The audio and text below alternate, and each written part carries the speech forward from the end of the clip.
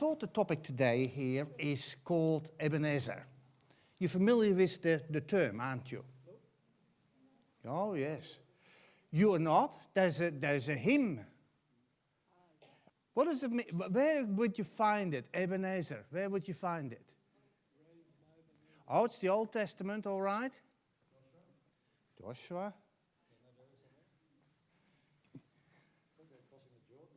Yeah, I'm coming to that. He's stealing the show. During the days of Samuel. Dare I ask what it means?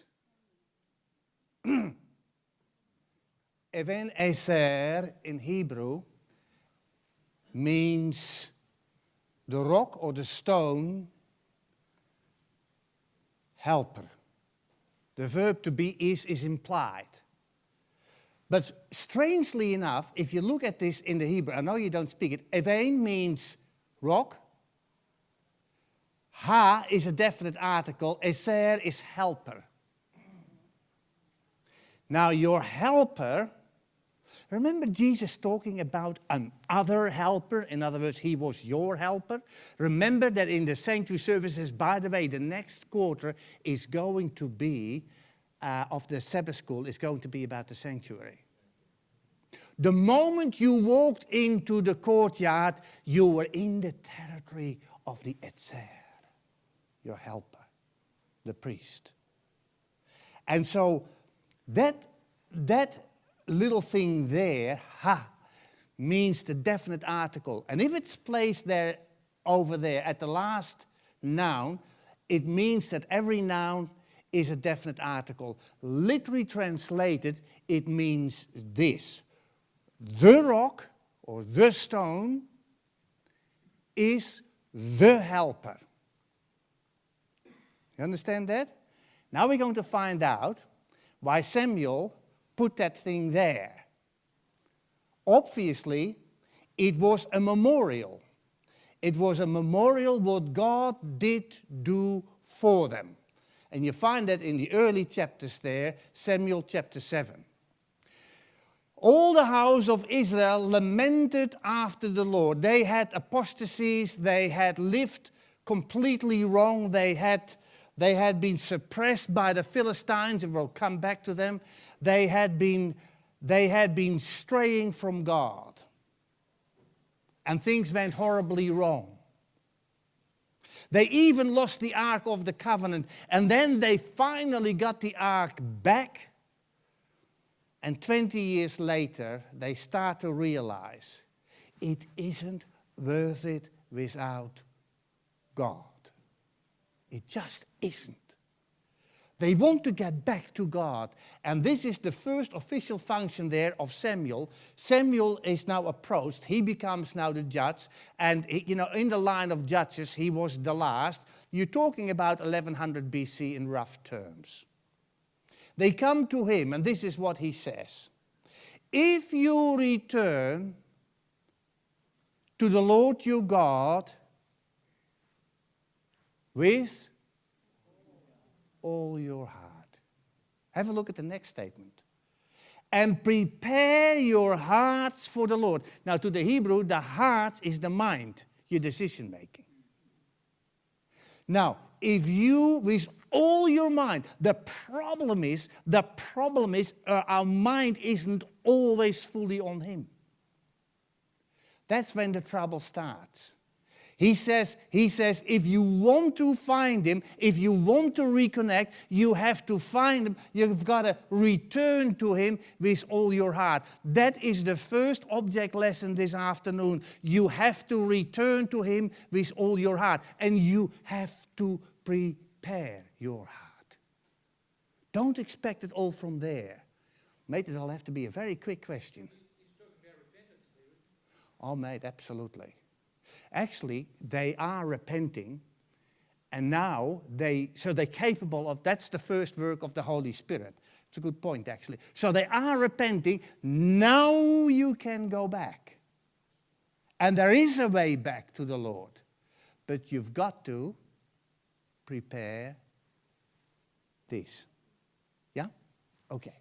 Then he says this, and serve him only. You have to serve him only. If ever you want to come back to God, because you wandered, we're prone to wander, don't we know it? Go on, say yes, because it's true. I know it is.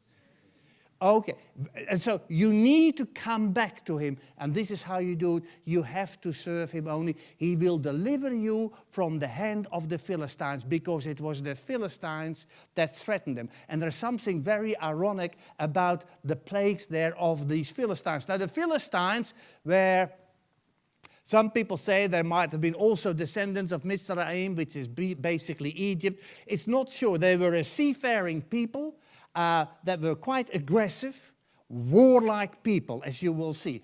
And they were the sworn enemy of the Israelites, no question about it.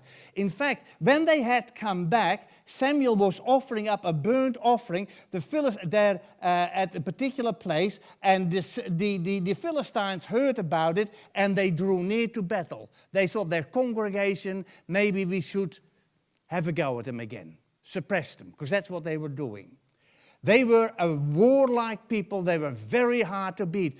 But now there is something very interesting here. They are coming near, drawing near to battle. I want you to have a look at this little map here.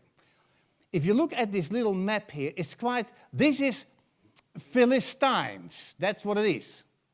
The word Palestine comes from that word. Palestine in Hebrew means really immigrant. And so what you have here is a people who invited themselves, and they had 5 strong cities: Ekron, Ashdod, Ascalon, Gaza, and Gath.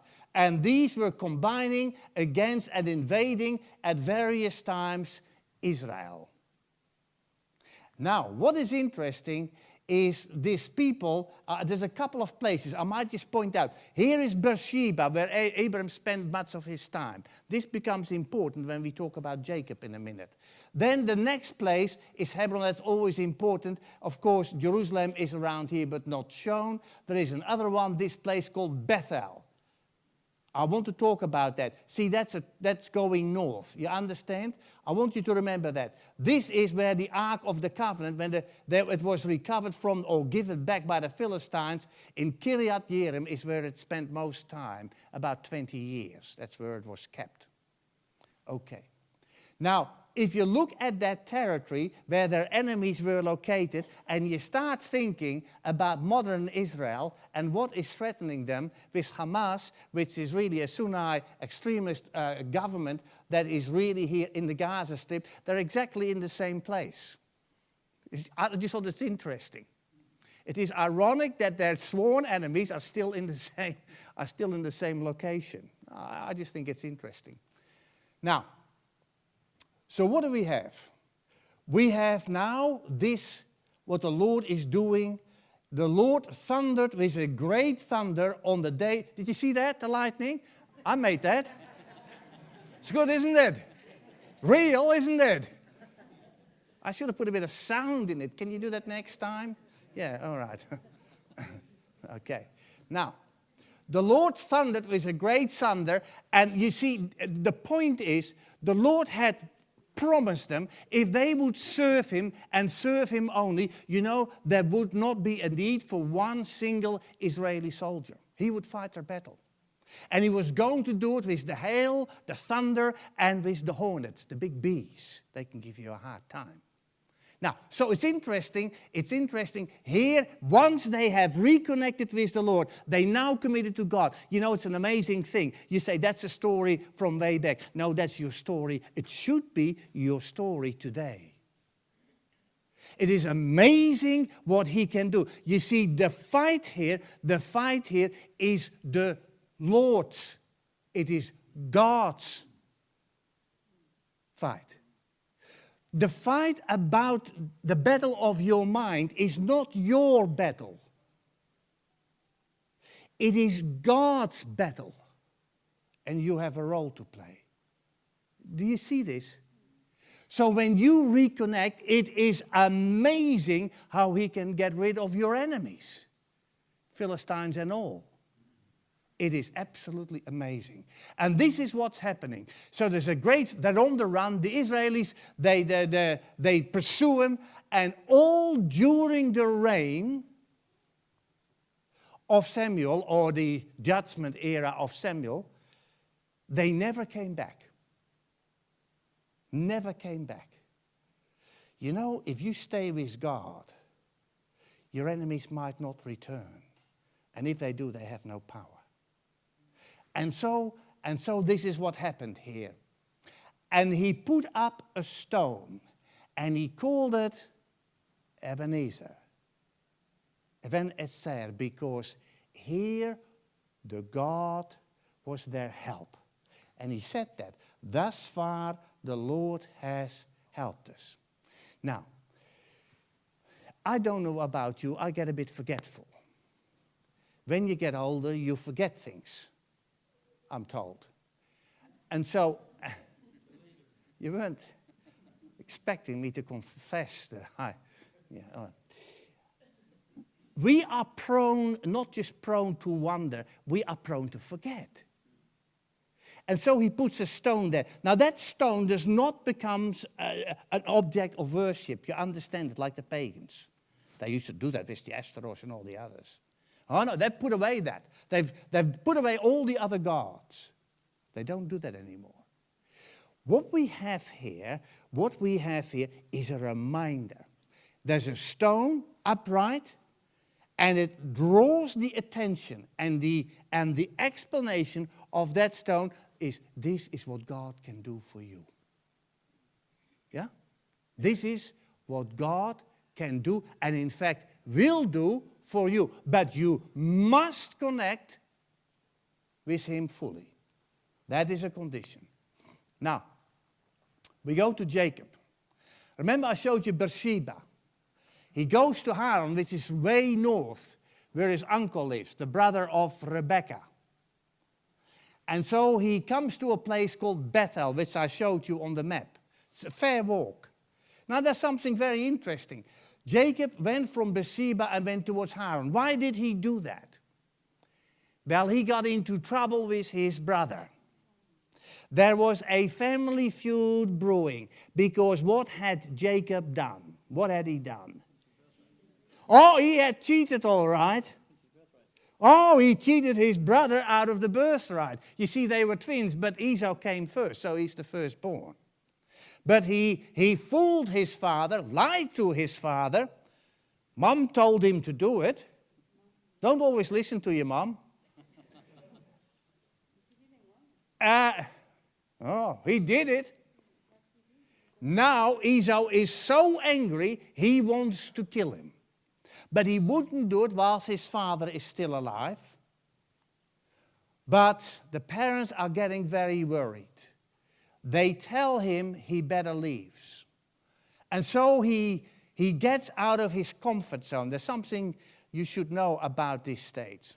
How old was Jacob when he left his home for the first time, his parents, the familiar surroundings, his comfort zone? 77 years old. You didn't know that, did you? No? You check it. And if you want me to prove it, I'll do it. 77 years old. He was more than halfway. Mind you, he was a fit 77-year-old. He went up north, and did he start to make babies? 12 of them. 13, really. It was the girl too, wasn't it? So, 77 then, and now, unless you know somebody by name who can do this. Yeah, 77 he was. And so he left everything that was very dear to him, his familiar surroundings, the place that he loved. In fact, the people that he loved, his mom there. He never saw his mom again. Never saw her again. Now, his dad was quite blind and ill, but his dad lasted a distance. 20 years later, at the age of 97, he comes back. And his dad is still alive. It's interesting. So, he has to leave everything that is familiar to him. And then something happened as he wanders, and it becomes dark. It becomes dark. He comes to a place and he needs to rest, and he must have felt absolutely awful. Ever felt everything, everybody has forsaken you? You're on your own. You're on your own. He feared that he could never he prayed, but he feared that God would not look at him again. He felt lonely. Loneliness is a terrible feeling. Guilt is probably the only one that is worse. He felt absolutely lonely, wholly alone in a country that was quite hostile, going to a place he didn't even know these people. And what about God? His relationship with God was shattered, you see. Now, something marvelous happens that night.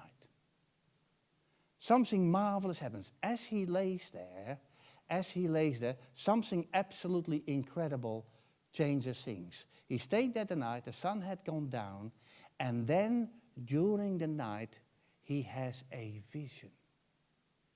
He has a vision. In fact, he has an extraordinary vision. A wonderful vision. And the vision that he gets is about a ladder that was set on the earth, and its top reached the heaven, the dwelling place of God. Now this is fascinating. The man is a Hebrew. He knows what he's looking at. He knows. He sees that ladder, and it says here there were angels of God ascending and descending. There is a connection between heaven and earth. And the angelic hosts are involved. They are on a mission. They are on commission. They go up and down. There is a hive of activity. And right at the top, he sees God. Now, I would recommend that you read that 28th chapter of the book of Genesis. God makes himself known. I won't read the text. You should do this yourself. He says, I am the Lord your God. I am the God of Abraham, Isaac. I'm your God. And God makes wonderful promises to this man. He makes wonderful promises. He says, the Lord stood above it. So the angels were working for God, you understand. And then God says, behold, I am with you and will keep you wherever you go. Now that's a promise. He has done the wrong thing. He obviously is forgiven. And not is he only forgiven, God has a plan for him. And the plans are fantastic. His posterity is going to be impossible to number. The east to the west. Read the chapter. And God says, you'll come back to this land. It'll be for your descendants. All the promises that he made to Abram, he made to this man, the one who cheated. He made it to this man. Isn't it amazing? You can do terrible things. Don't think that you now have become useless to God. You have not. You just must return with all your heart back to him. And he did that night. He stayed very strong, his relationship with God. God said, I'll bring you back to this land. His question was, will I ever come back here? The answer of God is, yes, you will. I will bring you back. You understand? For I will not leave you until I have done what I have spoken to you. Do you know that God promises that to each and every person here? You come back like that to God. He takes you back and he has plans for you. Wonderful plans. And he won't rest until you do it. Beautiful story. And then the next morning he wakes up and he realizes the incredible vision that he has had. And then he too wants to put a reminder there. He wants to put a reminder there. He takes a stone, you see, and he puts it upright. He says, surely the Lord is in this place, and I didn't know it. You know what's so marvelous about this? He felt so lonely, so terrible, then he gets a vision. He gets a vision of God, God's goodness, God's character, God's promises. And he realizes that God is in this place. If you are in a place at a time in your life, you feel that God is right at the other side of the universe, you are wrong. He is right here. He is right here. You must remember that. He says, I didn't know it. God was there. You see, and then how awesome he was terribly, afraid almost, you could say. He says, how awesome is this place? This is none other than the house of God, and this is the gate of heaven. Now, I want you to see what he says. A house? I don't see a house. But you see, the whole meaning of the sanctuary, and we're going to study that in the next quarter, is about the house of God. Jesus, when he walked into the temple, he said that this is my Father's house. That's what it is, a house of prayer for all nations. Now, he says, this is the house of God, and this is the gate of heaven. That word for gate is this word here, sha'ar. Sha'ar means also, in Proverbs, as a man thinks in his heart, that's how he is. It's a mindset. He says, this is a mindset. And this is Hashemayim, so this is the mindset of heaven. It's God's presence. He has a vision of a sanctuary. To him, this is God's house. Marvelous, I like this. From despair to this kind of insight. This is none other than the house of God. You know, every gate of the sanctuary, from the outside into the courtyard, from the courtyard into the holy place, from the holy place into the most holy place, had that name, Sha'ar. It's a mindset. Door. It means door. Remember Jesus in the Gospel of John, chapter 10. I am the door. That's what it means. And he took the stone that he put at his head.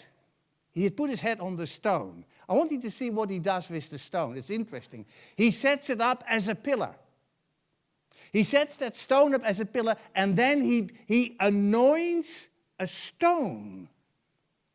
Why do you anoint a stone? The rock. You see, that's where his head was. God anointed him. The Holy Spirit illuminated his mind by the vision. And he expressed it in the anointing of that stone. That's his experience. And so he poured oil on top of it, and that was a commemoration of what God had done for Jacob. And so he calls the name of that place Bethel. What does Bethel mean? Oh, you see, you know that. That's good. House of God. That's what he called it. What can we learn from this? No matter how bad things turn, don't you ever think that God is not there. What regardless you have done, don't think that you now have become useless. To the contrary.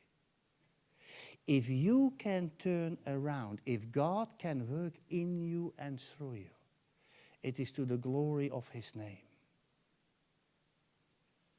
And so these stories tell us how we should look at God and tell us how God looks at us and that God uses us. It's a great story. It's a great story. Now, we go a few hundred years later, probably about, 400 something, less. The story of Joshua chapter 3, I love that story. So there is, mate, here it is. Yeah? Yeah, okay. Now Joshua was a warrior, good leader. He was the successor of Moses, godly man. And God had invested in him all the authority that he had given to Moses. And so they now had come, after 40 years, they have now come to the promised land. They have come to the promised land. They're very close to the promised land, but there's a problem. There's a problem. What's the problem? That's not their problem. What's their problem? They have a belief problem. What's the problem? What is their major obstacles? Huh? Afraid. What is their major obstacles? The river. It's the River Jordan. Do you know that the army, the people from Jericho, were not guarding the river? You know why? This was spring northern hemisphere. You have the melting snows way up north, Mount Hermon, pouring 25 kilometers into the Sea of Galilee, overflowing the Sea of Galilee. Now you have a river that drops right down to 1,400 feet below sea level. The current is massive. In some places, from that wall to that wall at the time. But the current of the water, and the narrower it was, the more forceful the water. The River Jordan, what does it mean? Jordan, Yardan. Descending. Into what? Dead Sea. When you think about the Dead Sea, what do you think?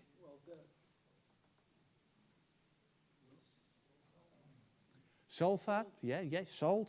Oh, very salty. Never open your mouth when you go on there. Keep them closed, keep your eyes closed. Lowest point of the earth. It has another significance. Ah, Sodom and Gomorrah. Sodom and Gomorrah. Or Amorah in the Hebrew. That was judgment. Judgment. Now you understand, they are approaching. I'll show you a little map in a minute. You know, the whole territory there is a gospel. They are approaching from the east. East is deliverance, right?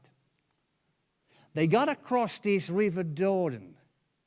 They've got to cross a river that is descending into death.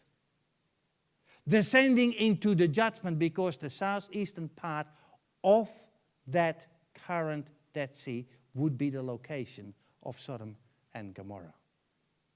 Now, they have no hope of crossing that river. You and I have no hope in crossing the descender, the judgment that should send us to death. God will have to intervene, wouldn't he? Now, if you stood there, it's nothing like that little, piddly little river like it is today. It was very different. At this time, they're at a location just opposite Jericho, and the banks are overflowing, and the current is very strong. At its worst, they weren't even putting the guards there, because the Jericho army thought they'll never cross this river, ever. Because they made a mistake, didn't they? Now that's interesting. If you would stand on that river, you wouldn't think it possible. And you would need a lot of what? You would need a lot of faith. You would need a lot of faith. You need more. You need a parting of the waters. Now, if you study that chapter, and I know I've got an image here, and that image, they never get it right. At least in this image, the ark is covered, because it used to be covered. But the people standing around it, not true. 2,000 cubics, 3,000 feet. They were a kilometer away. God told them, as the procession of the ark, the Levites carrying the ark, approached that river. You want to read this story. As it approached that river, one very interesting thing. Those Levites would get their feet wet, but only their feet. It took courage. You might be carrying the ark of God, but boy, it still takes courage, doesn't it? To start walking into that water. A kilometer behind them are the Israelites, and they're watching. All of them are watching. And as the Levites step into that water, the incredible things happen. That water flow stops. That flow bangs up massively on the one side, and on the other side, ultimately there's no water flowing into the Dead Sea. That's what happened. They're walking on dry land. They're walking on dry land. You know, the Bible is an incredible book. The Bible says you can walk on water. But God also can make you walk on dry land if there's too much water. God can do everything, right? And so they stand in the middle of that river. And then the whole of Israel is walking past. And I tell you what, if you would have seen that massive wall of water and you walk past it, you hope that God does not change his mind. Fair enough? And so when the last one is left, the Levites leave, but not before they do something. Then you shall set out from your place when you see this, that is the Levites getting into the river there, towards the river. Behold, the ark of the covenant of the Lord of all the earth is crossing over before you into the Jordan. You know, that is exactly the gospel, isn't it? Someone took the judgment for you. There's a message here. And so we need to apply this personally. This applies to us. You need to know something. If you connect with him, and if you properly connect with him, you have nothing to fear. Of course, lest you forget. And so Joshua, and the instruction of God, God told him to do this. I'll show you in a minute. I want you to come back to this map I was talking about. Here you have the land of Canaan, right? There are the Philistines we talked about. You know, the Israelites came this way and they approached from the east between Ammon and Moab.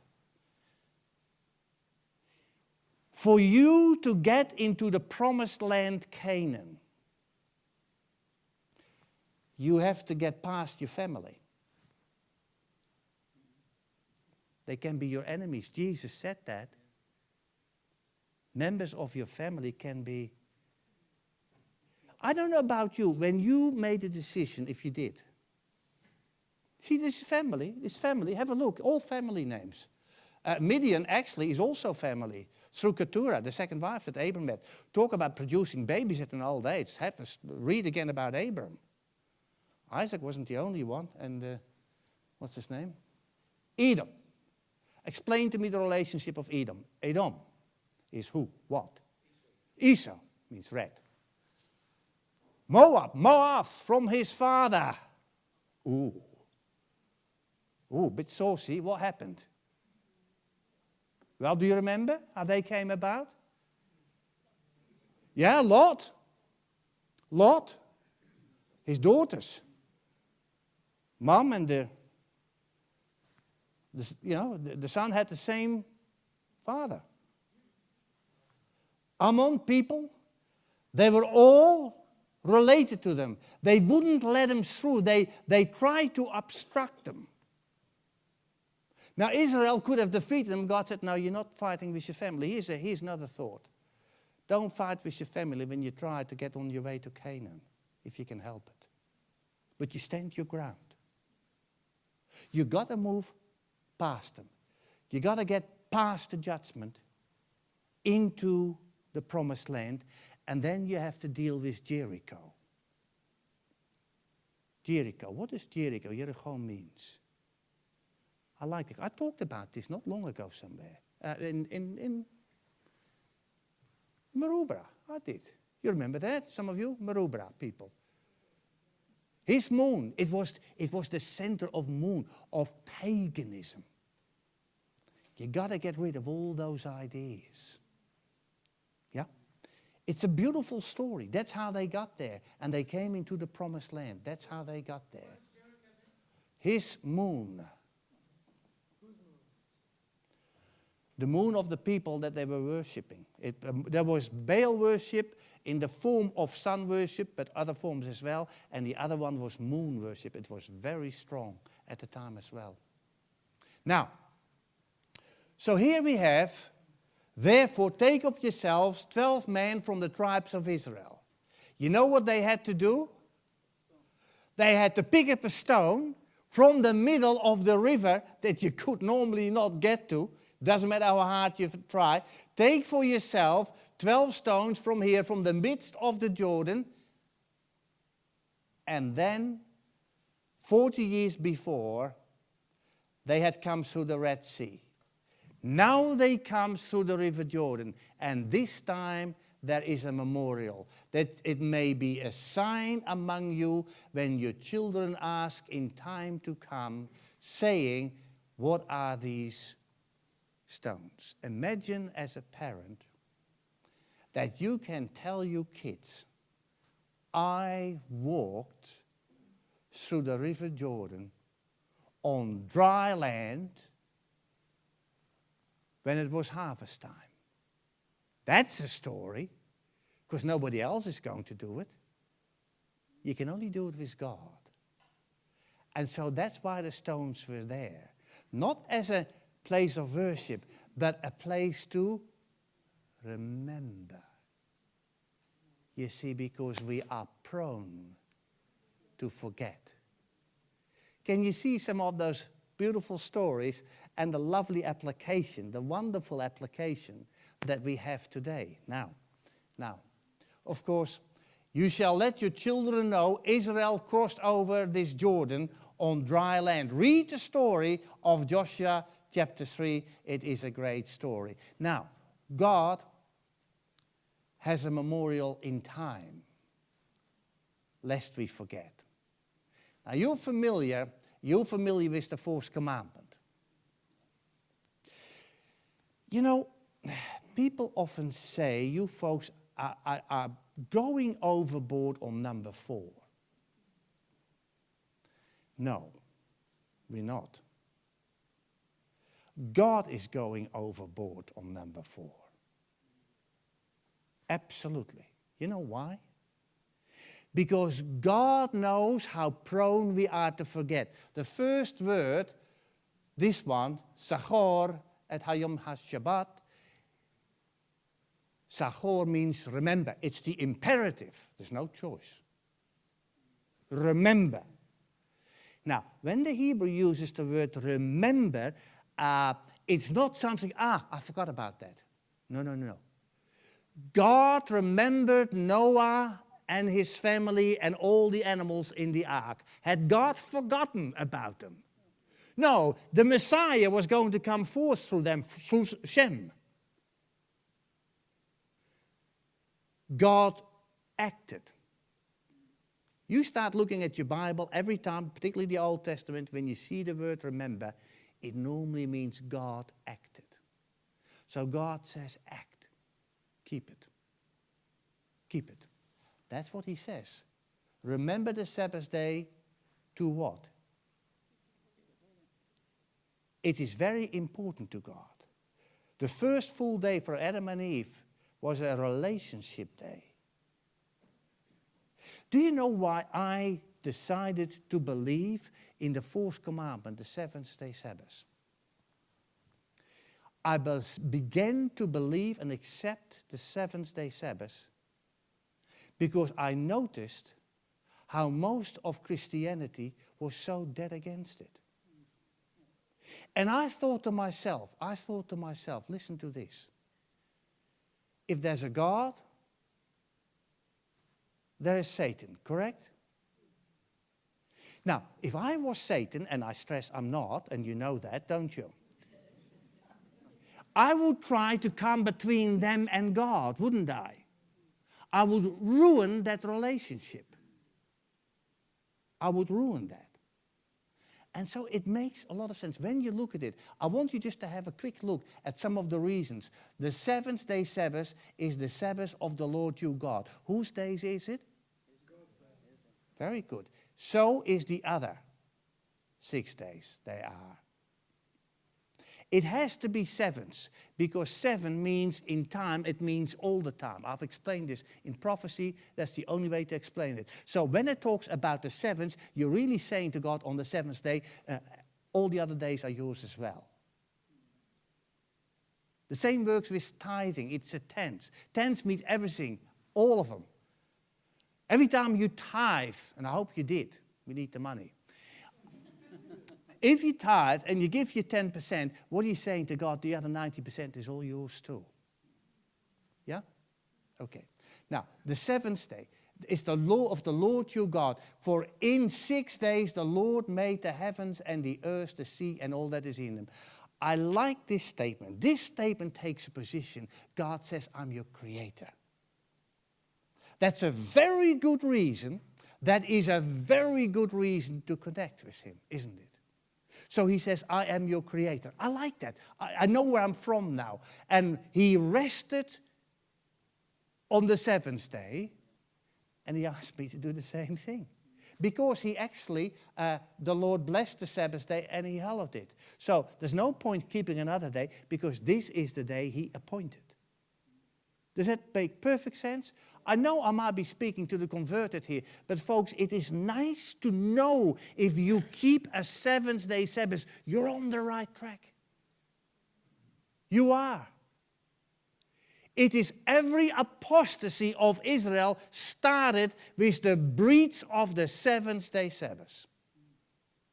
Look at your own life if you have wondered. I'll tell you where it started. Started by compromising a Sabbath day. And so, here is another reason, now in Exodus 31. This to me has extremely much meaning. Surely my Sabbath you shall keep. You also find it in Ezekiel. For it is a sign between me and you throughout your generations, it's perpetual, that you may know that I am the Lord who sanctifies you. Who will sanctify you? He does. I keep forgetting. Sometimes I think, not often though, I'm pretty good. It doesn't happen very often. I need to remind myself that any good that has come to me or from me is from him. Because he sanctifies me and he sanctifies you. He sanctifies you. And it's a sign. It's a sign. It is meaningful. It means a lot to a God who went for you to Calvary. True? Oh, absolutely. Absolutely. Here another one. Remember that you were a slave in the land of Egypt. The land of Egypt is a house of bondage. To be enslaved to a house of bondage, that's sin, sinful habits and practices. And when you kick the habit, when you get rid of it, you must remember this. And the Lord your God brought you out from there by a mighty hand. If you kicked it, if you beat it, if you defeated it because he defeated it. Next week, it'll be Neil's turn. And it's been about time too, by the way. He's been away for about 6 years, I think. 6 months. I like a 6 months holiday. Maybe you'd like me to have one as well. Now, what is interesting, Neil is going to talk about how to keep that day. You don't want to miss this, because it flows on very nicely of what we are finishing with right now. The more I look at that seventh-day Sabbath, the more I can feel the love of God. to the point where it is almost palpable. If you love someone, you want to be with that person, correct? That's the invitation of the seventh-day Sabbath. No other day can compete. Now, there's a tremendous blessing in it, lest we forget. You see, man comes to the place where he recognizes that his life is most unsatisfactory. You ever had that? It just isn't good enough. What you don't need is more possessions. What you don't need is more position, a better job, a better recognition, more friends, more this, more gratification. No, you don't. It's not going to do it. What you need is grace. I like this. God's riches at Christ's expense. And that is true. He finds himself attached to his idols, whatever they may be, and we're all having different ones. Oops, and that is not quite finished. Can you bring it back? He can do everything, I tell you. He's good, isn't he? Man comes to the place where he recognizes his life is most unsatisfactory. He senses the uselessness of past habits cultivated, past motives cherished, past desires gratified. You know what? Man decides, finally, he only needs one thing. He needs Jesus in his life. You, every one of us here, I know we say it often, but folks, there is nothing better to give you than this advice. Find him. Look for him with all your heart. You'll find him. God promised, when you seek me with all your heart and all your mind, all your heart, you understand? You'll find me. And whatever you have found so far is grace. He wants you home. He wants you in his kingdom. He wants to dwell with you forever. Can you believe it? He wants to dwell with you forever. We have a special item. Yep, somebody said we would. I don't like people breaking promises.